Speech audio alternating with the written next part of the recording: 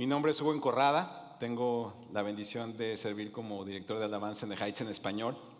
Y antes de empezar con nuestro tiempo del mensaje, quiero pedirles que me acompañen haciendo una oración. Así que por favor, ahí en sus lugares, acompáñenme.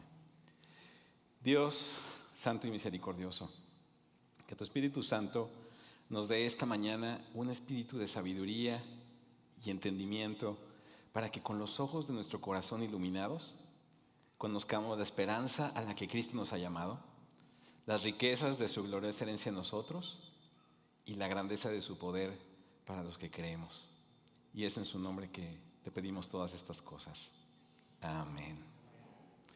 Continuando con nuestra serie de discipulado, hoy toca el turno a la C de crecimiento. Ya hemos observado la C de conversión, la C de comunidad, y la semana pasada nos detuvimos por unos momentos para hablar de las implicaciones de la tarea que Jesús nos ha encomendado como sus discípulos. En la clase estuvimos viendo Mateo capítulo 28 y como iglesia estuvimos meditando en Hechos capítulo 2, viendo cómo la labor del discipulado estaba tomando forma en la iglesia primitiva. Ellos estaban entregando la doctrina bíblica, estaban animando a vivir en comunión, estaban practicando las ordenanzas y también estaban alentando la oración. Nuevamente la oración. Hermanos, nunca vamos a terminar de decirles que la oración es un elemento espiritual muy importante en nuestra vida. Y más porque el discipulado no es fácil. Y si tengo que decirlo nuevamente, alto y fuerte, el discipulado no es fácil. Pero nuestra responsabilidad ante Dios requiere, hermanos, que entendamos el compromiso necesario para caminar con éxito como discípulos de Jesucristo. Por eso hemos pensado en Lucas capítulo 14, versículos del 25 al 33 para hablar de este tema. Ya lo estuvimos estudiando en nuestras comunidades, pero ahora vamos a ver si podemos dar un enfoque ligeramente diferente. Así que vamos a comenzar pensando en el escenario, el contexto, en qué es lo que está pasando cuando Jesús estaba contando esta parábola o esas dos parábolas que él decidió contar. Y lo primero es que en el versículo 25 de Lucas 14 va a aparecer en las pantallas. Si me puedes ayudar leyendo las letras que están en negrillas, te lo agradecería. Dice así, versículo 25: grandes multitudes, y él, volviéndose, les dijo. Y ahí nos vamos a quedar con esta primera frase. Porque lo primero que podemos apreciar es la cantidad de gente que seguía a Jesús. Probablemente en esa época, si hubiera tenido Instagram o TikTok, hubiera tenido más followers, ¿no? que nadie. Pero fíjate que a medida que Jesús estaba acercando a Jerusalén, las multitudes lo seguían. Y esas multitudes que lo seguían aumentando. Recuerda que ellos estaban esperando a alguien que los iba a liberar. Y cuando empiezan a oír de Jesús y saben que Él se va a dirigir a Jerusalén, imagínate la gente que está buscando esta solución, esta liberación, y empiezan a seguir a Jesús. Todos van ahí detrás de ellos, y puede ser que algunas de esas personas que acompañaban a Jesús eran egoístas, a lo mejor estaban simplemente interesados en ver qué ventaja podían obtener de seguir a Jesús. Seguramente la comida gratis, porque acuérdate que comían, y a veces cuando comían hasta sobraba la comida. Entonces a lo mejor iban porque a lo mejor sanaba a alguien, porque podían obtener algo a cambio. A lo mejor sí había algunos discípulos que eran sinceros en seguir a Jesús. ¿Y por qué va? ¿Y qué va a ir a hacer allá? Ya nos había hablado de esto. Jesucristo sabía bien qué tipo de personas iban en esta multitud. El desenlace nos demuestra que este grupo de discípulos comprometidos, sinceros, era pequeño. Y piensa, ahorita estamos hablando de multitudes que seguían a Jesús. Pero ¿qué pasó en el aposento alto? ¿Cuántos quedaron al final de los 12? ¿Cuántos quedaron? 11. ¿Y cuántos estuvieron cuando murió Jesús en la cruz? 1. Entonces, date cuenta cómo va cambiando este nivel de compromiso en los discípulos. Algunos, por supuesto, dejaron de seguir a Jesús, no de seguirlo, pero a lo mejor se escondieron, tuvieron miedo, tuvieron algunas dudas, cosas que nosotros no podemos juzgar, porque probablemente nosotros hubiéramos sido de esos. ¿Dónde está? Pues ahorita mejor, mira, ni me aparezco, porque también a mí me puede ir muy mal. Pero a medida que Jesús se acercaba a Jerusalén, él continuaba diciendo qué es lo que él esperaba de sus discípulos, de estos discípulos que él estaba buscando.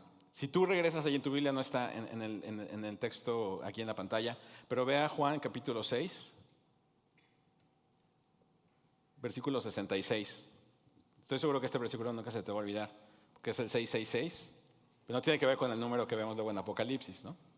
Pero fíjate que dice Juan 6:66, porque no es la primera vez que Jesucristo está explicando sobre lo que implica ser un discípulo suyo. Pero mira lo que dice el versículo 66. Como resultado de esto, muchos de sus discípulos, ¿qué hicieron?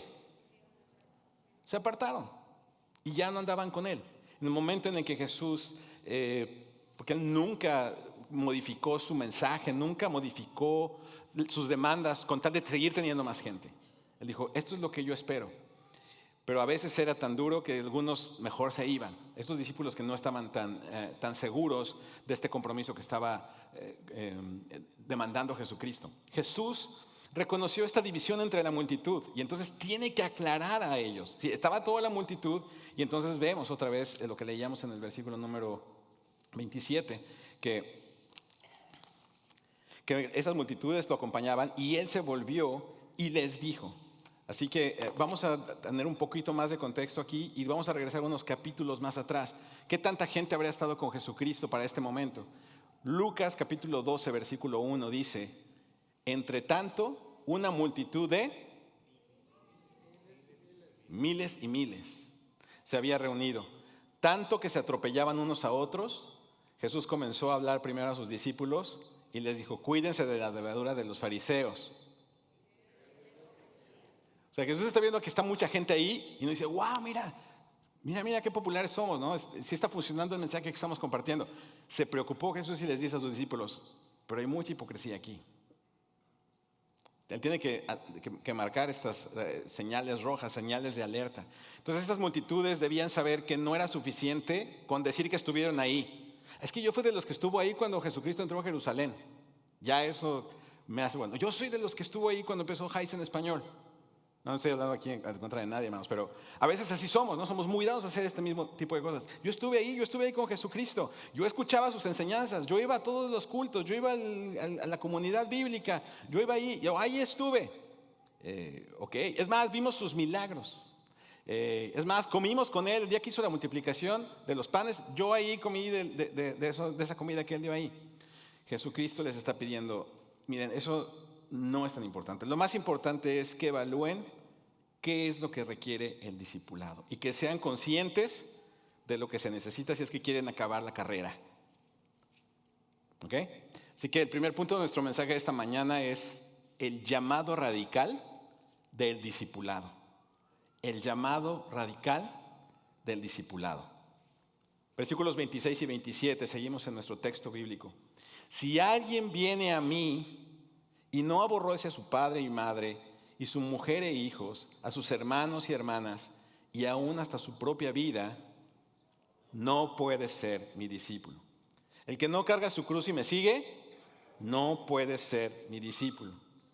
Jesús, tranquilo, pues nada más estamos aquí contigo, te estamos acompañando allá a Jerusalén, ¿no? Y Jesús tiene que decir, sí, pero si tú quieres ser mi discípulo, hay ciertas condiciones, ciertos requisitos, cierto nivel de compromiso que yo necesito. Porque lo que Jesús pidió en este pasaje es sorprendentemente extremo. Cuando decimos aborrecer, odiar a nuestros padres, a nuestra madre, a nuestros hermanos, a lo mejor dicen mis hermanos es más fácil, ¿no? Pero a los papás no. No tiene nada que ver con eso. Y cuando decimos odiar, aborrecer, sí era un mensaje extremo porque eran comunidades. La gente estaba acostumbrada a vivir juntos, ¿no? Las casas no tenían ni siquiera bardas, eran realmente grandes comunidades. Así que el hecho de que alguien tomara la decisión de seguir a un discípulo y a un maestro como Jesús, podía hacer que las familias le dieran la espalda, perder herencia, que nunca más le volvieran a hablar, expulsar. Recuerden que incluso los hermanos de Jesús, los medios hermanos de Jesús, trataron en alguna ocasión de matarlo a Jesús. Entonces, el que tú dijeras o compartieras abiertamente tu fe, si tu fe era contraria a lo que tu familia te había enseñado, la cultura les había dado, las tradiciones que tenían, era suficiente como para sufrir ese rechazo. Pero Jesús resumió entonces las prioridades de los discípulos bajo 3 encabezados principales. las relaciones, el yo y las posesiones. Ya me estoy adelantando al versículo 33, pero ya vamos a llegar ahí. Entonces, tenemos que pensar que los discípulos de Jesús son aquellos que se ordenan o que ordenan todas las prioridades en su vida y se conforman al camino de la cruz. Esa sería una forma de describir a los discípulos de Jesús partiendo de este versículo. Los discípulos de Jesús son aquellos que ordenan todas las prioridades en su vida y se conforman al camino de la cruz. Lo que está diciendo Jesús no es que literalmente tienes que odiar o aborrecer a tu familia o a tus hermanos, pero sí que los pongas en la prioridad o en el lugar correcto, nunca por encima de Él, nunca por encima de Dios o de Jesucristo. Ahí está la familia, sí, pero nunca por encima. Tu persona nunca va a estar por encima de lo que te pide Dios. Tus posesiones nunca deben estar por encima. Es decir, nuevamente, los discípulos de Jesús ordenan sus prioridades. Porque Jesús sabe los efectos naturales que pueden socavar la fidelidad a Dios. ¿Cuántas personas no pusieron pretextos a Jesús para seguirlo? Oye, pero sí te quiero seguir, pero primero déjame hacer esto. Está bien, pero yo creo que no voy a vender mis posesiones. Sí te quiero seguir, pero no. Sí, pero no. O sí, pero a mi manera. ¿No? Ya parecen como Frank Sinatra, ¿no? A mi manera. Mira esta frase que vamos a poner aquí en la pantalla. ¿Por qué Jesús les dijo esas cosas? Porque lo que amamos afecta nuestras creencias y nuestras acciones. Jesús lo sabía. Lo que tú amas te puede desviar de lo que Dios quiere para ti, de seguir la voluntad de Dios. Por eso tiene que estar muy bien tus prioridades como discípulo de Jesucristo. Y Jesucristo lo está diciendo antes de ir a la cruz. Así que las palabras que Él está diciendo son de suma importancia y tenemos que ponerles mucha atención. Ser un discípulo de Jesucristo implica un compromiso total y exclusivo con Él. Cuando tenemos una relación, los que ya estamos casados, pero teníamos los novios, y bueno, también de casados creo, ¿no? Pero más de novios, cuando de repente tu novia, a lo mejor alguien le habló, ¿no? ¿Con quién estás hablando? A ver, ¿y por qué? ¿Y qué te dijo? ¿Y a dónde vas a ir? ¿Y dónde estás? Oye, te marqué y no estabas, y no contestaste. Y dice, queremos exclusividad, ¿no? Entonces, pero cuando no la tenemos, nos preocupamos. Bueno, es igual, Jesús está diciendo, el ser un discípulo implica un compromiso total, exclusivo, y está priorizando la relación de Jesús sobre los vínculos familiares, sobre tus bienes materiales, sobre tus planes personales. Es que yo tenía este plan de vida. Yo quería hacer esta carrera, yo quería estudiar esto, yo quería trabajar en esto, yo quería irme a este país, yo no quería estar aquí. Versículo 33, más adelante nos va a decir más sobre las posesiones, ya vamos a llegar ahí. Pero entonces definamos el discipulado, y también lo va a aparecer aquí en la pantalla, como ese proceso de transformación que comienza con la vida regenerada, porque ahí es donde comienza, Tito capítulo número 3. Es un proceso de transformación que comienza con la vida regenerada, por eso la primera C fue conversión. Ahí es donde empieza el discipulado, ¿no? Pero cuando una persona se convierte en discípulo de Cristo, ahí está la primera C. Se identifica con la comunidad de fe, es la segunda C. Pero entonces estamos entrando en la C de crecimiento, cuando se involucra en un patrón de vida en el que aprende a obedecer todo lo que Jesús ordenó. Porque ¿te acuerdas lo que leíamos en la Gran Comisión en Mateo 28? Enseñándoles a guardar todas las cosas que yo les he enseñado. Ese es el propósito del discipulado. Entonces vamos a volver a decirlo. Es este proceso de transformación que comienza en la vida regenerada, cuando una persona se convierte en discípulo de Jesús, se identifica con la comunidad de fe, pero se involucra en un patrón de vida en el que aprende a obedecer lo que Jesús ordenó. Por eso ya sabes que todos los domingos a las 9:30 tienes tu comunidad bíblica. Antes no lo tenías, pero ahora ya lo tienes. Sabes que el domingo a las 11 tienes el servicio de adoración, este culto de adoración. Y así, ya empezaste en un patrón de vida. Esto no es una rutina nada más que estamos haciendo porque no tenemos otra cosa que hacer. Lo hacemos porque es la manera en los medios que Dios ha provisto para nosotros para seguir aprendiendo la obediencia a lo que Jesucristo nos mandó. Si un cristiano ha sido perdonado y tiene el cielo asegurado, ¿por qué tendría que hablar de discipulado? No habría ninguna necesidad. Oye, Hugo, pero pues yo ya acepté a Cristo, hice mi decisión por Él hace algunos años. Entonces, pues ya ni para qué me involucro en la iglesia, me gusta escuchar las predicaciones o me gusta ir a ver los videos en YouTube o seguir a tal predicador. Porque mira, las escrituras establecen que los seguidores de Jesucristo se llaman discípulos. Entonces, si tú eres un creyente de Jesús, eres un seguidor de Jesús. En el Nuevo Testamento encontramos la palabra para discípulo, se repite más o menos como unas 269 veces. Y no es que las conté yo una por una, ¿no? 269 veces aparece la palabra discípulo, haciendo referencia a alguien que sigue a Jesucristo. Y tú dices, oye, pero nosotros somos cristianos, ¿no? No somos discípulos. Bueno, lo que queremos, y si quieres pensarlo de esa manera está bien, solo quiero decirte que la palabra cristiano solo aparece 3 veces.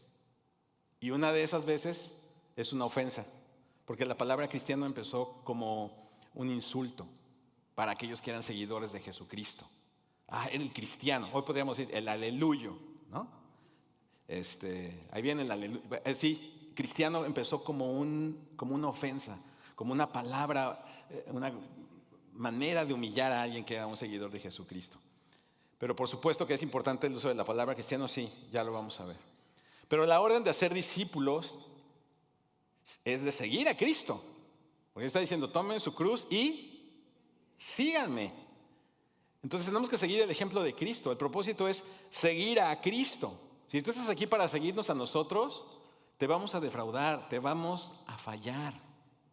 El único que es capaz de no fallarte es Jesús. El único que es capaz de llevar el peso de tu pecado sobre sus hombros es Jesús. Él es el único. ¿Okay? Mira lo que dice Lucas 6:40, hablando también en este sentido del discipulado. Un discípulo no está por encima de su maestro, pero, gracias por los que sí están leyendo ahí, las noticias negras, pero, bueno, con más emoción necesito ver, pero, sí está, ¿no? Pero es que está en otro lado. Ok, alguien me cambió ahí. Ok, bueno, entonces mejor me voy a voltear yo a leer con ustedes. Un discípulo, pero también todo discípulo después que será como su maestro. Mira, si nos ponemos de acuerdo, todo funciona mejor. Si te preparas bien, vas a ser como tu maestro. ¿Y quién no quiere ser como Jesucristo? Ese es tu objetivo. Si tú estás aquí, ese es tu objetivo, hermano. Ese debe ser tu objetivo. ¿Qué necesitas para ser como Jesucristo? Para prepararte bien, porque lo estás siguiendo a Él. Lucas 2:52 me va a parecer, ¿verdad? Oh, sí. Y Jesús, en estatura, para con Dios y con los hombres. ¿Te acuerdas cuáles los 2 grandes mandamientos que le compartió Jesucristo en la historia del samaritano a este intérprete de la ley? ¿Cuáles eran esos 2 mandamientos? Amar a Dios y amar a tu prójimo.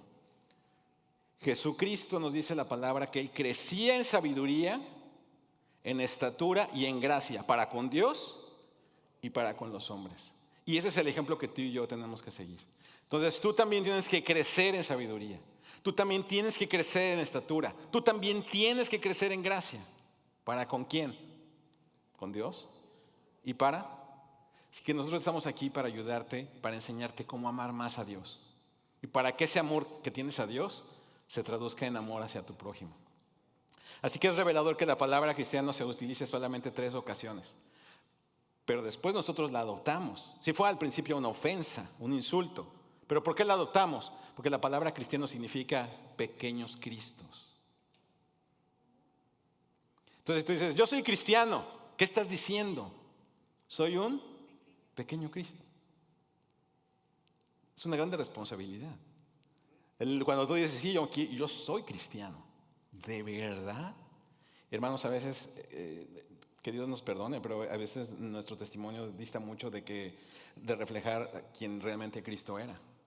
Y ahí es donde tenemos que seguir trabajando en este proceso de transformación, de discipulado. Pero eso no lo puedes hacer tú solo aislado en tu casa. Por eso tienes que estar en una comunidad de fe. ¿Okay?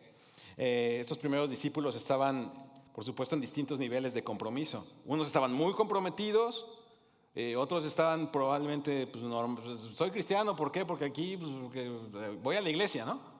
Pero déjame decirte algo. Tú puedes entrar a la cochera de tu casa y no por eso te vas a convertir en coche. ¿O sí? Entonces, no, pues que yo voy a la iglesia y ya porque vas a la iglesia te convertiste en cristiano. No. Sí, tú puedes venir, pero eso no te va a hacer. Solo por venir no puedes decir nominalmente ya soy cristiano porque voy a la iglesia. Si no, intenta lo de la cochera que te dije esta semana. Te vas a dar cuenta que no va a pasar nada. A lo mejor su esposa dice, no, pero sí ronca como motocicleta. Bueno, sí, ya es otra cosa. Pero mira, la formación espiritual nos debe llevar hacia la semejanza a Cristo. Y eso implica un compromiso público. Por eso vamos a celebrar en un par de domingos los bautismos.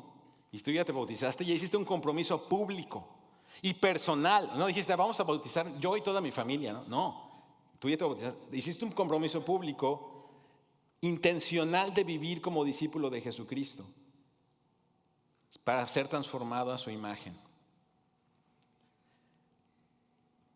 Así que a medida que nosotros alineamos nuestra vida con el ejemplo de Jesús, todos los aspectos de nuestra vida se van a ir acomodando. Un amigo decía, en el camino se acomodan las calabazas. Si no entendiste la referencia, me costó a mi trabajo también entenderla al principio, pero él me contaba que a veces en un pueblito donde él vivía, echaban las calabazas en una carreta. Entonces a veces pues las van acomodando, pero conforme van andando en el camino, se terminan de ajustar las calabazas, ya toman su posición final. Pero entonces tenemos que considerar el costo. Ese es el segundo punto de nuestro mensaje de esta mañana.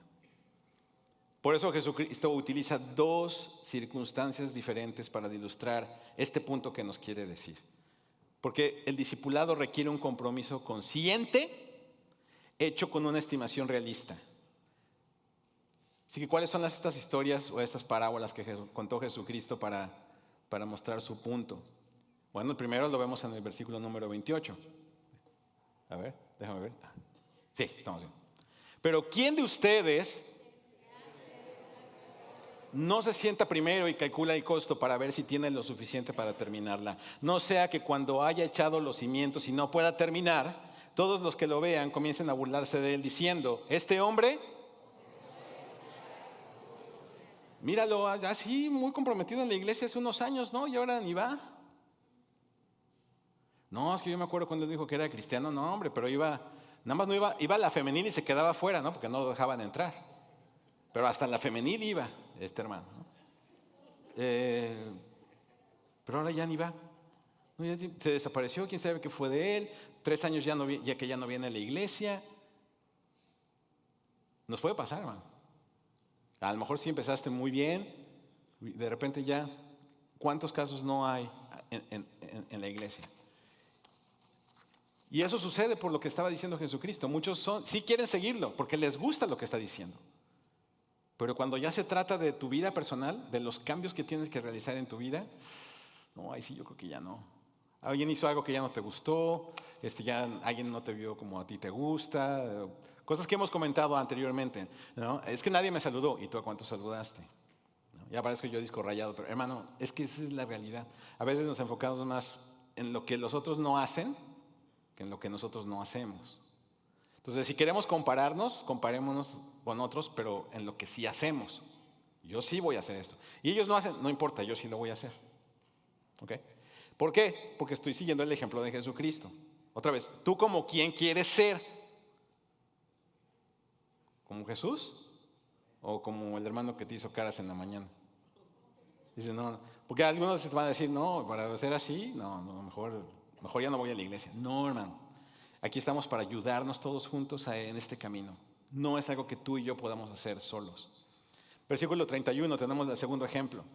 ¿O qué rey cuando sale al encuentro de otro rey? ¿O qué rey cuando sale al encuentro de otro rey para la batalla no se sienta primero? Y delibera si con 10,000 hombres es bastante fuerte para enfrentarse al que viene contra él con 20,000. Y si no, cuando el otro todavía está lejos de enviar una delegación y pide condiciones de paz. Mira, en ambos casos Jesucristo está mostrando la sabiduría de evaluar cuidadosamente el compromiso que implica seguirlo. Sí tienes que hacerlo. Por eso nunca vas a escuchar aquí de parte de nosotros, hoy, ¿quién quiere? No, te vamos a invitar a que pases atrás a la mesa de conexión, porque necesitamos explicarte bien lo que se necesita para ser cristiano, lo que Cristo está demandando de ti para ser su discípulo. Lo más fácil sería solamente predicar aquí, hacer el llamamiento, levanta la mano. ¿Alguien más? ¿Alguien más? ¿Alguien más? Amén, gloria a Dios. Sales de la puerta y nos olvidamos de ti. Eso no es discipulado, hermano. El discipulado es llevarte por todo este proceso. Contarte, mira, este es Jesús. ¿Sabes quién es Jesús? Sí, Él murió por ti. ¿Y sabes qué es lo que quiere de ti? Y lo quieres seguir. Puede suceder esto. ¿Estás seguro que lo quieres seguir? Y no es porque nosotros no queramos que seas discípulo, pero queremos que cuando seas un discípulo comprometido. No seas como estos discípulos que, bueno, sí voy, pero ya no hay comida, ¿verdad? No, entonces no voy. Ya no va a ser los milagros de la multiplicación, entonces ya no voy. Ya no va a haber sanidades, no, entonces ya no voy. Y Jesucristo le está diciendo, toma tu cruz y síganme. Y Él estaba a punto de hacer eso. Iba a tomar la cruz para pagar por nuestra deuda eterna, hermanos. Así que en ambas historias Jesucristo mostró esta sabiduría de evaluar cuidadosamente este compromiso que se requiere para ser discípulo. No quería seguidores impulsados por las emociones. Y discípulos que estuvieran impulsados por algo superficial, algo egoísta. No es que Dios tiene un plan maravilloso para tu vida, ¿no? Y por eso vienes, porque tú quieres tener una mejor vida. Seguramente que en Cristo sí la vas a tener. No en esta tierra, pero sí la vas a tener. Por supuesto que sí, porque Jesucristo es el único que puede dar vida abundante. Nada más. No hay nadie más. Entonces, pero a veces así somos. Quiero yo una mejor vida, por eso vengo. Entonces estoy siendo egoísta. O temporal, o transitorio. Bueno, pues ahorita, ¿no? Que no tengo nada que hacer, pues sí voy a estar comprometido en la iglesia. Pero ya que tenga trabajo, pues ya no. Porque a veces así, les compartía en mi clase un ejemplo, ¿no? Este hermano que estaba pidiendo porque, es que necesito conseguir un trabajo. Y ya que lo consiguió, hermano, ya no puedo venir porque ahora tengo que ir al trabajo, ¿no? Entonces a veces así somos, transitorios. Como el clima. Hoy, ¿cómo está el clima? Pues no sé, y en Texas no se puede saber, ¿no? Igual, ¿cómo estás hoy de comprometido? No, pues no sé. ¿Cómo amaneció hoy? No sé. No, necesitamos algo que sea más consistente, algo que no es solamente emocional, superficial, temporal. Estas dos ilustraciones nos hablan la importancia de comprender el sacrificio que se requiere para comprometerte con Cristo, porque las dos implican un sacrificio. Implica tomarte el tiempo, implica saber, ok, esto es sí, no. Como ocurrió con las otras ilustraciones y las parábolas de Jesús, todos los que estaban oyendo podían entender claramente sus ilustraciones. La cuestión es que la gente calcula el costo antes de emprender cualquier tarea importante en su vida. ¿Quieres comprarte un coche? ¿Qué haces? Dices, sí, lo voy a comprar. No, ¿verdad? Lo piensas. A ver, ¿cuánto tengo que pagar al principio? ¿Cuántos meses me van a quedar? ¿Lo voy a pagar todo de contado? No. En fin, muchas de las decisiones que tomamos siempre pensamos. Espero, hermanos, que todos lo piensen bien, ¿verdad? Antes de tomar una decisión importante.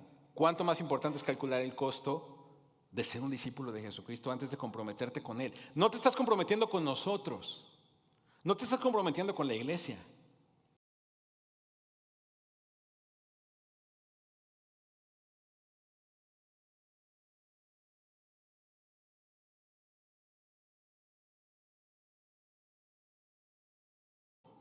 En tercer punto, por eso Jesucristo está demandando un compromiso total. Llegamos al versículo 33 que habíamos hablado anteriormente. Por eso, así pues, cualquiera de ustedes que no renuncie a todas sus posesiones.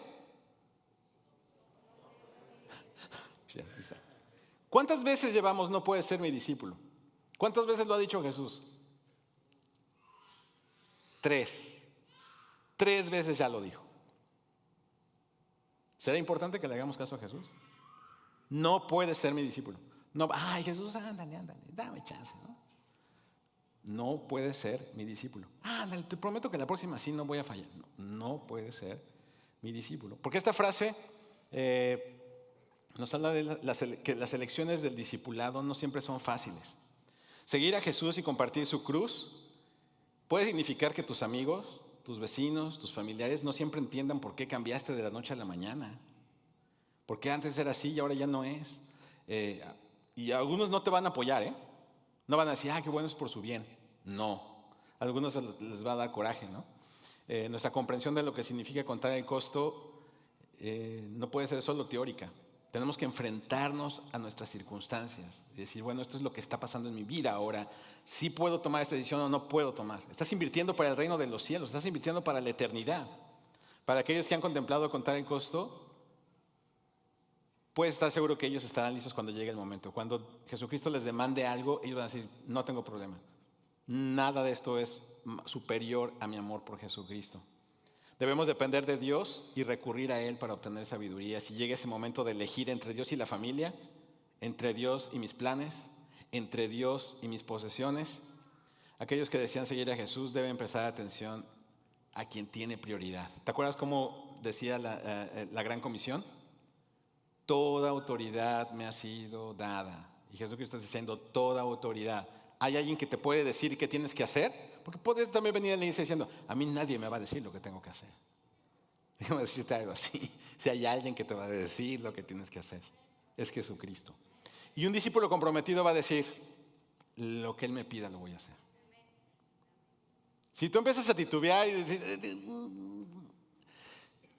no sé, sí suena bien lo que dice, no te preocupes, otra vez, no es con nosotros, tienes que arreglar tú con Dios. ¿Okay? El discipulado exitoso requiere que Jesús sea la prioridad en tu vida. Jesucristo tiene que ser la prioridad en tu vida. Por eso todo lo que hacemos en este lugar es queremos apuntar a Jesucristo. Todo lo que hemos cantado esta mañana te está apuntando a Jesucristo. Todo. Las lecturas bíblicas te tienen que apuntar hacia quién.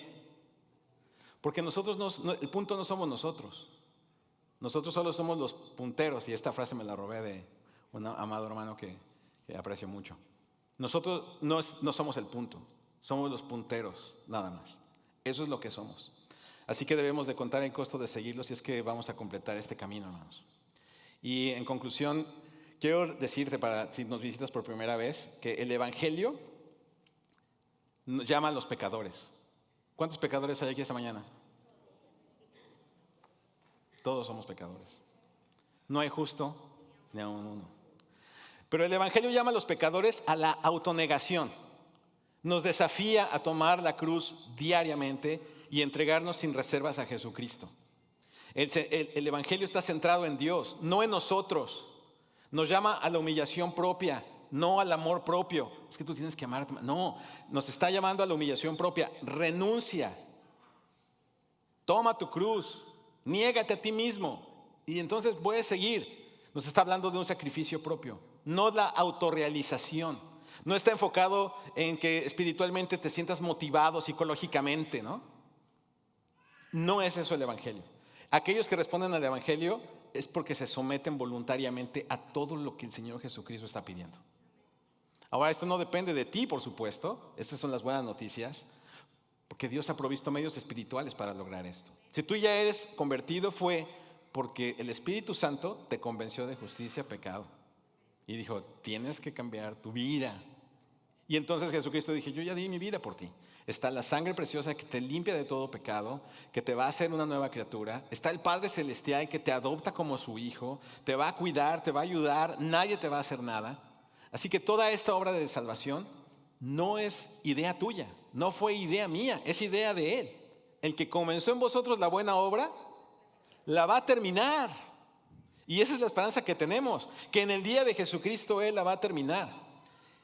Por eso el Evangelio no es solo una decisión única. Es que yo acepté a Cristo hace 3 años. No, el Evangelio es una historia que le va a dar forma a tu vida. Por eso el Evangelio necesitamos estarlo predicando no solamente cada domingo. Tenemos que predicárnoslo cada día.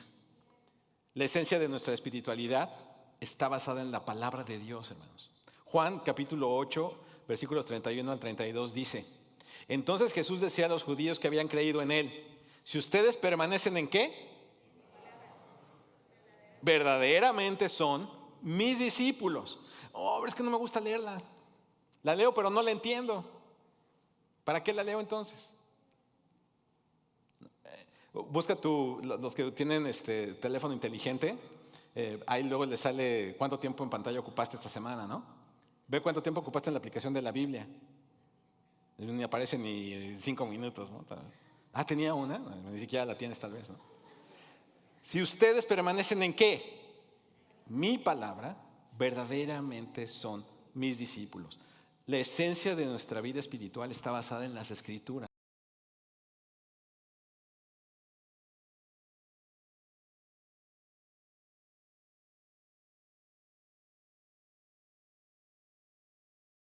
Para salvación, ¿no? Y me encanta esta ilustración porque todos los que son padres primerizos, ¿sabemos de qué se habla, verdad, Rodrigo?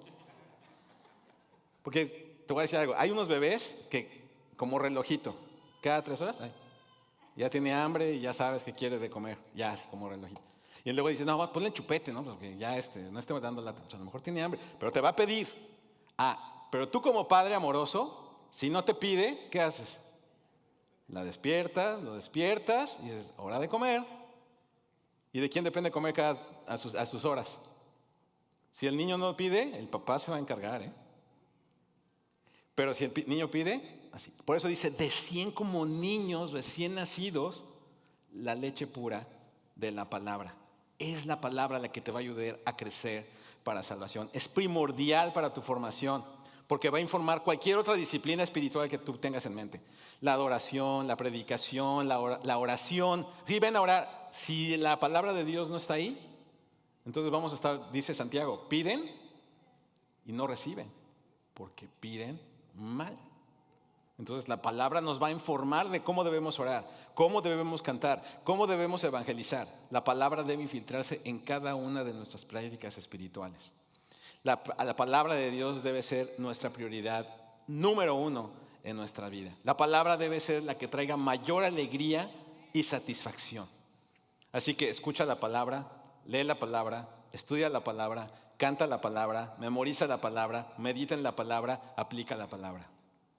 Porque Jesucristo lo que dijo es, quiero que ustedes enseñen a sus discípulos todo lo que yo les he enseñado. Y Hebreos capítulo 1 dice que ahora Dios nos ha hablado por medio de su Hijo Jesucristo. Jesucristo es el Verbo y el Verbo se hizo carne y habitó entre nosotros. Él es la palabra. Así que hermano, en este camino que tenemos por delante, probablemente hoy es el día en el que tienes que reflexionar sobre este compromiso que tú tienes, no con nosotros, pero sí con Jesucristo. Sé honesto.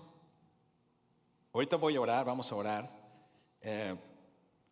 Y al terminar de orar vamos a cantar una canción que nos va a recordar que esta obra de fe, que este proceso de transformación, no lo vas a vivir tú solo. Él te va a sostener. Es que no tengas miedo, no tengas temor. Confía en Él. Pero sí evalúa sinceramente cómo está tu compromiso con el Señor.